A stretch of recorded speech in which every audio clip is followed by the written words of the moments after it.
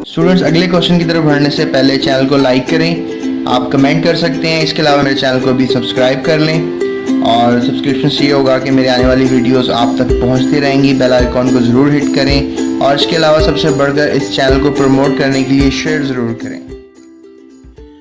Let's talk about test yourself 5.1। Why rate of diffusion of gases is rapid than that of liquids? ये जो gases का diffusion का rate होता है ये लिक्विड से जो है वो ज़्यादा क्यों होता है? The rate of diffusion is related to the motion of molecules. जो रेट ऑफ डिफ्यूजन होता है वो मोशन ऑफ मॉलिक्यूल्स के ऊपर जो है वो डिपेंड करता है। So faster the motion greater will be the rate of diffusion. जितने ज़्यादा पार्टिकल्स की मूवमेंट तेज़ होगी स्टूडेंट्स, उतना ही ज़्यादा जो है वो गैस डिफ्यूज़ करेगी। So the motion of gas molecules is very much faster than liquid molecules. Gas के मॉलिक्यूल्स में ज़्यादा मोशन होता है as compare to the motion of liquid. तो ये आपको पता होना चाहिए। So therefore the rate of gases is rapid than that of liquids. So let's move towards the second question. Why the gases are compressible? Gases compressible क्यों होती हैं? Compressibility को डिफाइन कर लेते हैं। Due to the large empty spaces. आपको पता है कि गैस मॉलिक्यूल्स के जो दरमियान हैं, आप कह लो कि there are large empty spaces between them. जैसे मैं आपको बुक से जो है वो रेफरेंस कोड कर देता हूँ यहाँ पे। ये आप देख सकते हैं कि जो गैस पार्टिकल्स हैं इनके दरमियान फासले ज़्यादा हैं, जबकि लिक्विड पार्टिकल्स के दरमियान फासले थोड़े आपको कम नज़र आ रहे हैं। और जबकि सॉलिड में देखें आप, सॉलिड में तो पार्टिकल्स बिल्कुल अरेंज भी हैं और कम्पैक्ट भी हैं। तो जब फासले ज़्यादा होते हैं गैसेस में तो इनको कंप्रेस किया जा सकता है। यानी ये जो दो मॉलिक्यूल्स हैं, ये मॉलिक्यूल्स हैं, इनके दरमियान फासला कम करके इनको करीब किया जा सकता है। इसलिए कंप्रेसिबिलिटी जो है एक करैक्टर है गैसेस का। गैसेस के और भी बहुत से करैक्टर्स होते हैं जिसमें आपको टॉपिक के अंदर जो है ये ऑलरेडी जो है वो बता चुके हैं। सो आपको थोड़ा सा मैं भी गाइड कर देता हूँ।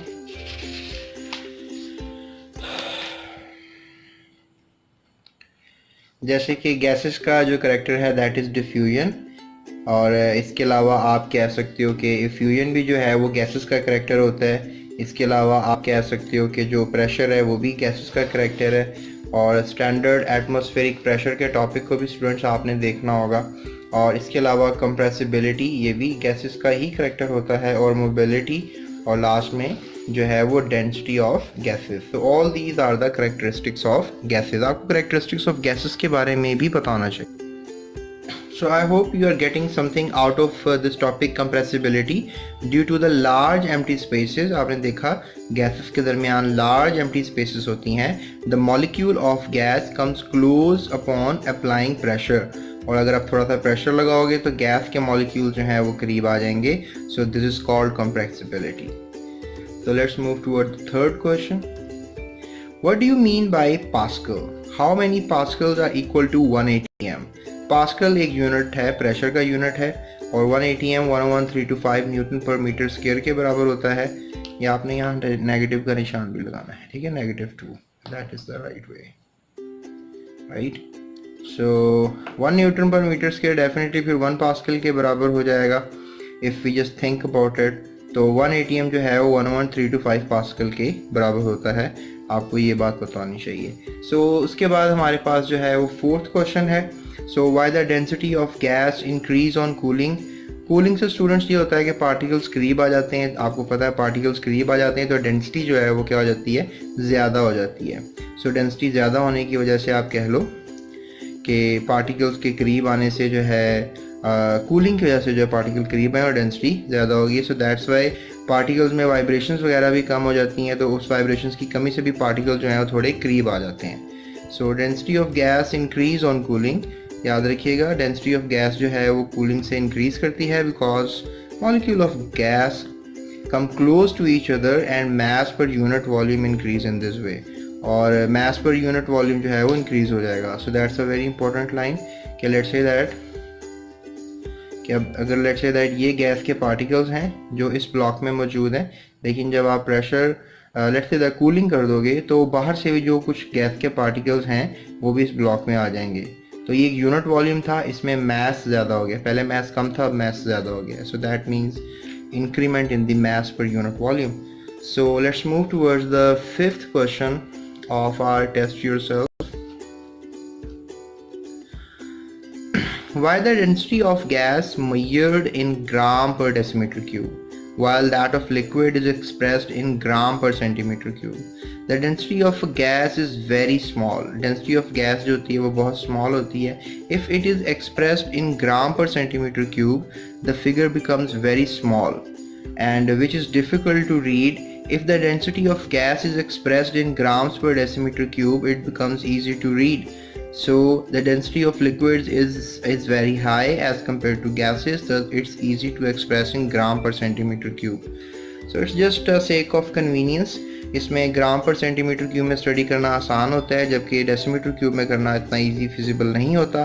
सो that's why we literally takes gas in gram per centimetre cube, जबकि दूसरों की डेंसिटी हम ग्राम पर डेसीमीटर क्यूब जो है वो काउंट करते हैं.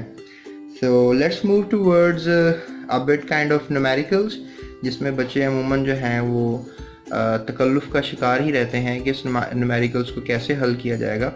So let's carry on with this.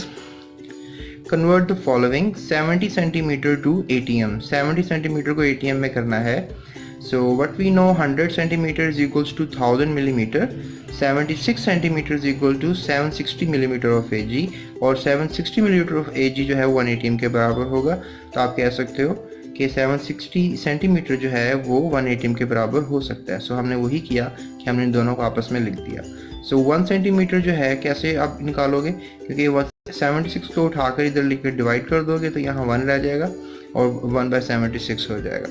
So what we need to do कि हमें पता करना है 70 सेंटीमीटर में सेंटीमीटर ऑफ Ag में ATM कितने होंगे. So what we are doing hair,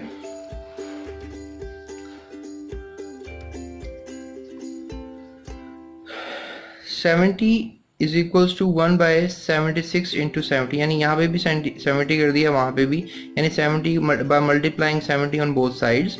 तो what we can get 70, you can just say that 70 centimetre of Ag बराबर आ गया 0.92 ATM के, right.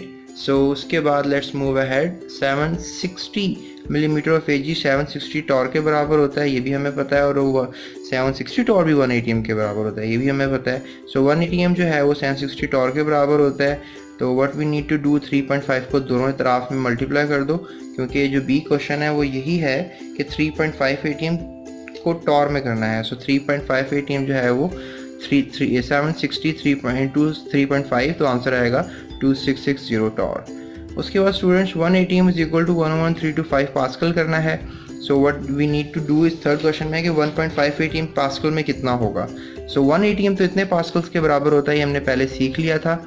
So what we can just go now कि 1.5 ATM जो है वो 11325 इंटू 1.5, दोनों 1.5 को दोनों तरफ में मल्टीप्लाई कर दो, तो you will get this answer 15198.7.5 pascal इसका आंसर होगा. सो आई होप आपको ये बात समझ में आ गई. नहीं आई तो मैंने इस चैप्टर के न्यूमेरिकल्स हल करवाए हैं, आप न्यूमेरिकल्स को स्टडी करो प्रॉपरली, तो इंशाल्लाह वहाँ पर जिस तरीके से मैंने आपको हल करवाए हैं आपको इसका बखूबी अंदाज़ा ज़रूर हो जाएगा. सो आई होप आपको ये मेरी वीडियो पसंद आई होगी. अगर आप मज़ीद टेस्ट योरसेल्फ देखना चाहते हैं तो फ़ौरन अभी डिस्क्रिप्शन पे जाएं और अपनी कोई भी टेस्ट योरसेल्फ जो आप देखना चाहते हैं वो आप देख लो. और what I can say next is कि आप मेरे चैनल को लाइक सब्सक्राइब ज़रूर करो और अपने दोस्तों से लाजमी शेयर करो. सो अभी तक के लिए इतना ही. अपना बहुत ख्याल रखें. Thank you so much. That's it.